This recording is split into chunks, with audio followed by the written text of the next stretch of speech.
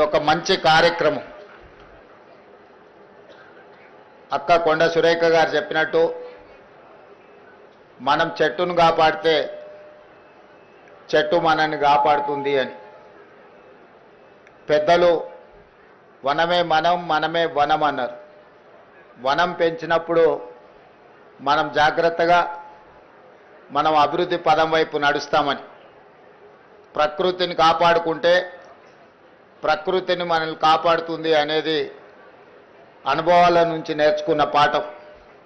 అందుకే ఈరోజు అటవీ శాఖ ఆధ్వర్యంలో ఈ సంవత్సరం 18 కోట్ల మొక్కల్ని నాటాలి అని చెప్పి ఒక బృహత్తర కార్యక్రమం తీసుకొని అధికారులు, అదేవిధంగా ప్రజాప్రతినిధులు, విద్యార్థులు అందరూ కూడా ఈరోజు ఈ కార్యక్రమాన్ని తీసుకొని ముందుకు వెళ్తున్నారు. అయితే నేను ప్రత్యేకంగా మా అక్కల్ని, మా చెల్లెళ్ళని నేను అడగదలుచుకున్నా.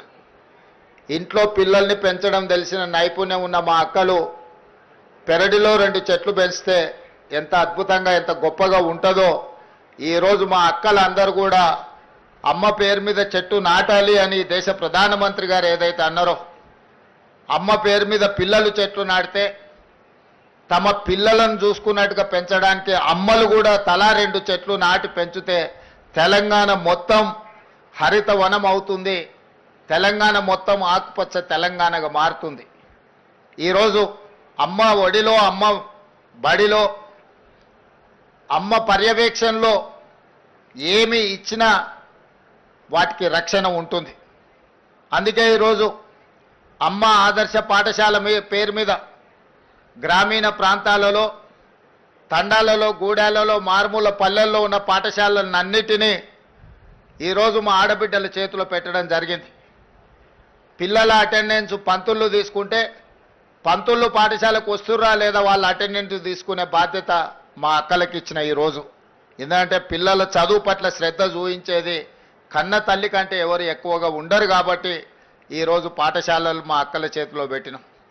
ఇదే కాదు, ఒకప్పుడు సోలార్ వ్యాపారం, సోలార్ పవర్ ప్లాంట్స్ పెట్టాలంటే అదానీలు రావాలి, అదానీల వ్యాపారం అనేది. కానీ ఈరోజు 1000 మెగావాట్ల సోలార్ పవర్ ప్లాంట్స్ ఈరోజు మా అక్కల చేతుల్లో పెట్టి స్వయం సహాయక సంఘాలకు బాధ్యత ఇచ్చి ఈరోజు 1000 మెగావాట్ల సోలార్ విద్యుత్ ఉత్పత్తి ఒప్పందాలు విద్యుత్ శాఖతోని మా ఆడబిడ్డల చేతిలో, మా అక్కల చేతిలో పెట్టినాం. అదే కాదు, ఈరోజు ఆర్టీసీ బస్సులో మా అక్కలు ఉచిత ప్రయాణం చేస్తున్నారు. గతంలో అమ్మగారి ఇంటికి వెళ్ళాలన్నా, అమ్మవారిని దర్శనం చేసుకోవాలన్నా మా అక్కలకైతే ఇంటి ఆయననో లేకపోతే కొడుకునో పైసలు అడగాల్సిన పరిస్థితి, కిరాయి పైసలు. ఇప్పుడు ఇంటి ఆయన పని మీద ఆఫీస్కి పోతే అక్క అమ్మగారి ఇంటికి పోయి అమ్మని చూసి మళ్ళీ ఇంటికి ఆయన వచ్చే లోపల వచ్చేటట్టు ఉచిత బస్సు ప్రయాణం ఇచ్చినాం. బస్సుల్లో ఉచితంగా మా అక్కలు, మా చెల్లెళ్ళు ప్రయాణం చేయడం కాదు, ఈరోజు రాష్ట్రంలో 1000 బస్సులు కొని మా ఆడబిడ్డలే ఆర్టీసీకి కిరాయికి పెట్టిరు. ఇలా 1000 బస్సుల యజమానులు మా అక్కలు అయినరానంటే ఈరోజు వాళ్ళ చేతుల్లో వ్యాపారం ఉంటే బాగుంటుంది అని చెప్పి మా అక్కల కోసం ఈరోజు ప్రత్యేకమైన ప్రణాళికలు చేసినాం.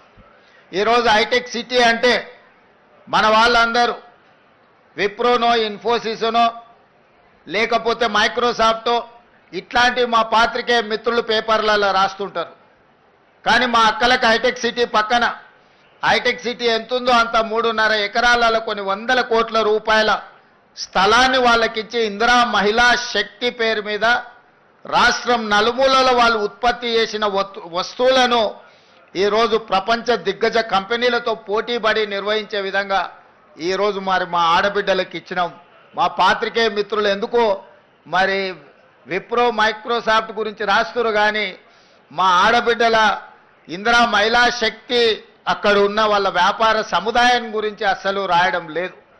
హైటెక్ సిటీ పక్కన 100 కోట్ల రూపాయల ఆస్తుల యజమానులను ఈరోజు వాళ్ళు ఉత్పత్తి చేస్తున్న వస్తువులను ప్రపంచానికే చూపించే విధంగా ఈరోజు ఏర్పాటు చేసినాం. మొన్న నిర్వహించిన భారత్ సమ్మిట్ ఇతర దేశాల నుంచి వచ్చిన ప్రతినిధులు అక్కడ సందర్శించుకున్నారు. మొన్న జరిగిన మిస్ వరల్డ్ కాంపిటీషన్లో పాల్గొన్న మిస్ వరల్డ్ కాంపిటీటర్స్ అందరూ కూడా అక్కడికి వెళ్ళి అసలు మన మహిళల యొక్క శక్తి, వాళ్ళలో ఉన్న నైపుణ్యాన్ని అక్కడ వాళ్ళు పర్యవేక్షించి అద్భుతంగా ఉంది, తెలంగాణలో మహిళలు ప్రపంచంతోనే పోటీ పడుతున్నారని చెప్పి ఈరోజు మిస్ వరల్డ్ కాంపిటీషన్లో పాల్గొన్న వాళ్ళు కూడా మా ఆడబిడ్డల్ని అభినందించారు. ఇవాళ అందుకే నేను చెప్పిన